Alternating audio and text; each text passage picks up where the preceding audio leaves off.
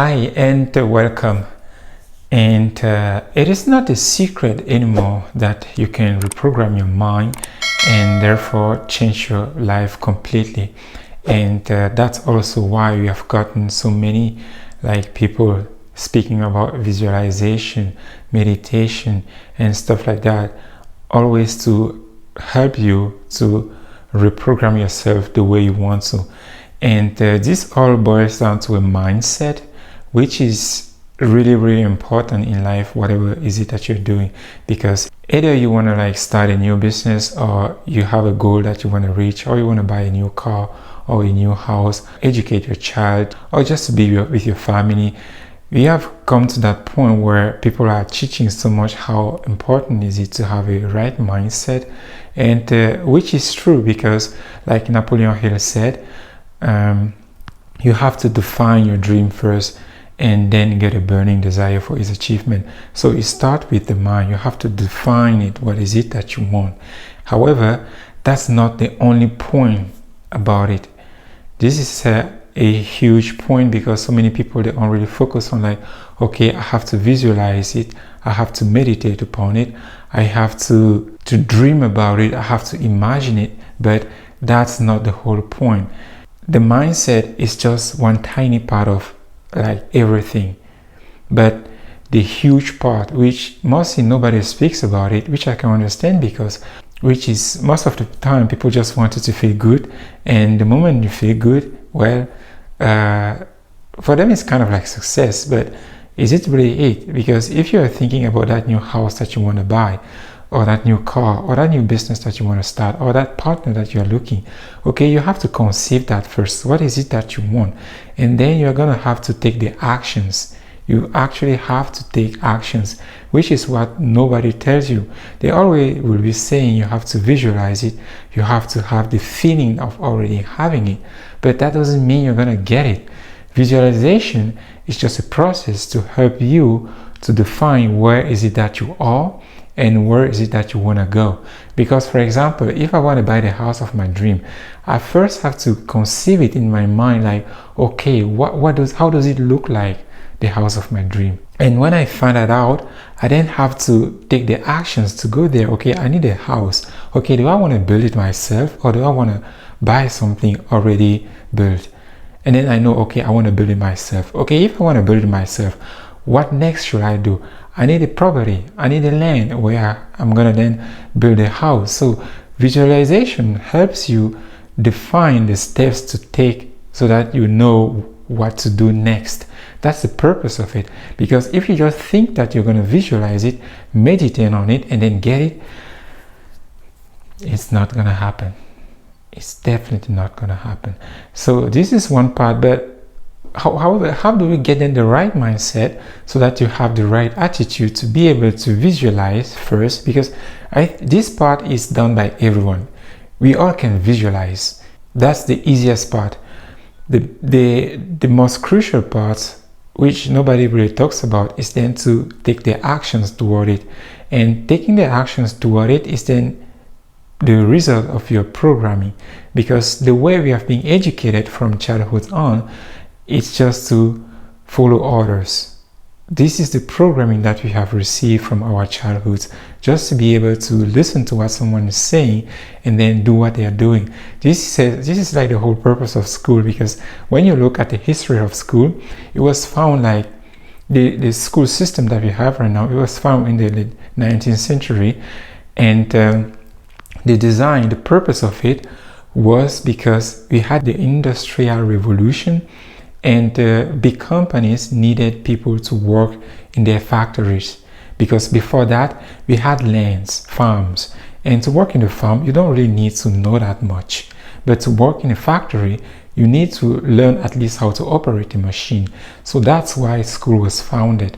And unfortunately, up until now, it is still the same system which is in place. Because when you go to school to learn something, if you learn mathematics, or if you learn physics or chemistry, it's later on become a chemist or a physicist or a mathematist. So it's already preset what you're going to become when you go through that system. And also, when you really look at it, how come that we have to spend 12 years at school to be able to learn mathematics, something that you can learn in less than like 100 hours, but we have to spend 12 years in there. So this is like another point. And if you want to know more about like education and the school system, there's a great author named John Taylor Gatto, and he wrote a book, many books, but one is like Dumping Us Down. You can read that book and you're going to find a lot of content about the purpose of school. But school was designed to produce workers, so it's not designed for you to think. It's not designed for you to be creative. So this is like all the programming. So if you went through that system, it's pretty clear that your mindset has been really influenced by that. So that means you are probably like being designed to just know how to follow orders, to okay, do this now, stop this now, do this now, and so on. And if you also look at your life, even now that you have a job maybe, or where you are at right now in your life, you're going to see that mostly for those who have jobs is that they are always happy about Friday. And if you look at your childhood, even when you were at school, it was the same thing, that you used to be so happy and excited about Friday. Now you're just repeating the same cycle with your job. So this is a deep program. So this is like the purpose of school. And it's no wonder that at school they don't teach us about finances, about mortgage, about entrepreneurial, none of that. But those are the skills that you really need when you want to really accomplish things in your life. When you are become an entrepreneur, those are the skills that you need. But at school, none of that has been taught. Even if you do not want to be an entrepreneur, you still have to look at your own finances. Even if you have a job, you still have to be able to control and understand your own finances. But they do not teach us that in school. Because I remember one time I went to an accountant, and that accountant was struggling with his own finances.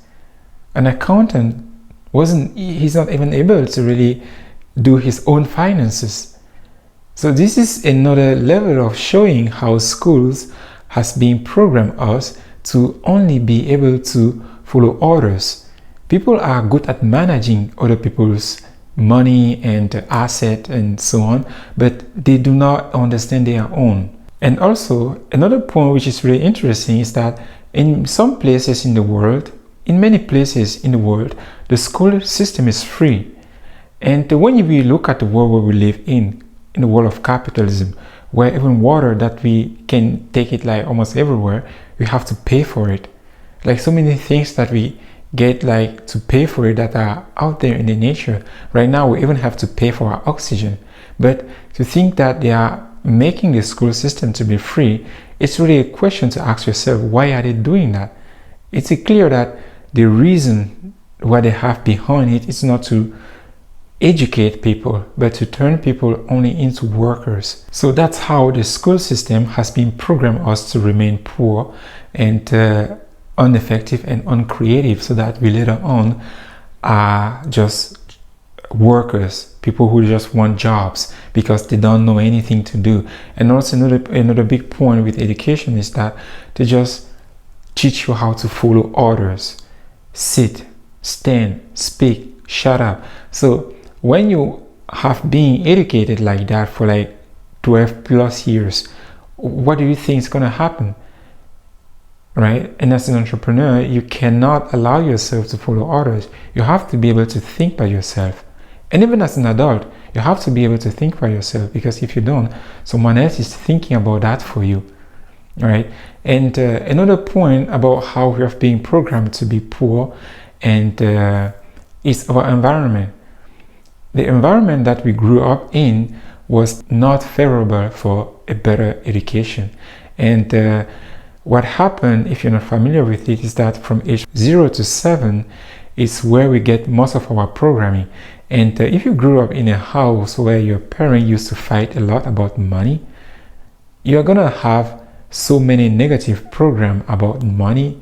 And later on in your life, how it doesn't matter how much you're going to try to make money, you are definitely you're not going to be successful, because you are either not going to make any money at all, or you're going to always find yourself making money and then losing it. It's always going to be this cycle because of the of that environment where you grew up in, where everyone was always saying, mostly from your parent, arguing about money, because subconsciously you attach money with argument. So you're always going to find yourself arguing about money, right? And another point is just your environment. If you grew up in a neighborhood where it was just poverty, and it was like abject poverty, it's what you're going to accept unconsciously as your reality. And later on in life, you are not even going to be able to conceive that you can make more money. Even when you start as an entrepreneur, you are still going to have that beliefs deep down in your unconscious that's always going to make you fail. You're going to find yourself always, when you come close to success, like to making money, you're always going to find yourself self-sabotaging yourself and not going past that. It's because deep program inside of you have that program that's holding you back from making money because of the environment that you grew up in. And also beliefs like money is bad, only bad people have money, only devil have money. If someone has money, that means they cheated or they stole it or they killed someone to get it. All those kind of beliefs, we have it inside of us. And if you have not taken care of them, they are always going to be influencing your life. There is even a quote in the Bible that says, it is easier for a camel to go through the eyes of the needle than for a rich man to enter into the kingdom of God. So what does that mean? For you as a child, you understand this. That means no, avoid money. Stay away from money. Money is bad. Money is evil. And with that kind of beliefs, how are you going to be able to make money? You're always going to find yourself self-sabotaging yourself when it comes to money. You will never really understand it, but this is what's actually happening. And another point that we have been so programmed to be poor with is our movies. From our childhoods, we have been exposed to so many movies without even knowing that. And we end up then seeing movies where rich people are always evil and you always have poor people fighting against rich people. We don't really see that, but on an unconscious level, because we have been programmed to be good people, we then associate that, okay, if I want to be a good person, I have to avoid being rich or having money. What is the problem with having money? Broke people cannot help other people, but we have been so conditioned within the society to think that money is so evil that later on in our life we are unable to get out of these beliefs and therefore end up just self-sabotaging ourselves.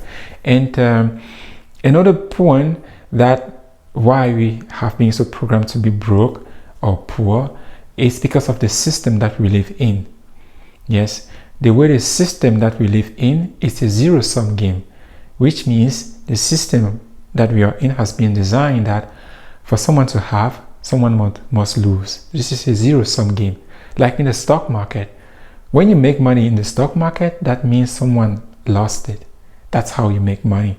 And that's why if we do not change the current system that we are in, it's always going to be like this, that few people have money and so many people don't have. So this is another point why no matter what you do, you can always end up at the short end of the stick, because that's how the system has been built. And another point why we have been so programmed to be broke and poor is because we have been so conditioned, so taught that how good, how happy you're going to feel if you buy this or that product. Buy this and then you're going to feel good. Buy that and you're going to feel good. Wear this clothes. Dress like this. Do that, and then you're going to be happy. So we have been so conditioned to be only consumer. We buy so many stuff without even knowing why we're buying them. We just buy them. This is also another point, because if you find yourself like a compulsive spender, how are you going to be rich? Because wealth is just the accumulation of money or assets.